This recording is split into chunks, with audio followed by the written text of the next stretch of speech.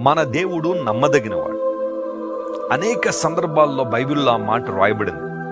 మనం నమ్మదగిన వారం కాకపోయినా దేవుడు నమ్మదగిన వాడుగానే ఉన్నాడు.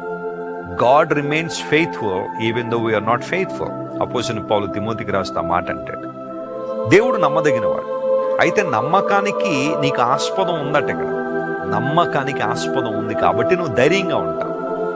విశ్వాసం అనే మాట బైబిల్లో తరచుగా మనం చూస్తూ ఉంటాం. ఇక్కడ నమ్మకం అనే మాటకు ట్రస్ట్ అనే మాట రాయబడింది. అయితే ట్రస్ట్, హోప్, విశ్వాసం అనే పదాలు మనం వింటున్నప్పుడు విశ్వాసం అంటే అర్థం ఏంటంటే నమ్మదగిన వాటిని నమ్మడం విశ్వాసం. ఏది పడితే అది నమ్మడం కాదు.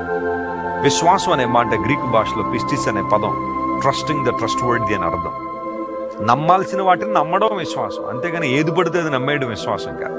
చాలా మంది ఈ రోజుల్లో అసత్యమైన వాటిని నమ్మేసి మేము కూడా విశ్వాసం కలిగిన వారం అండి, మాకు కూడా చాలా విశ్వాసం ఉందండి అంటారు చాలా మంది.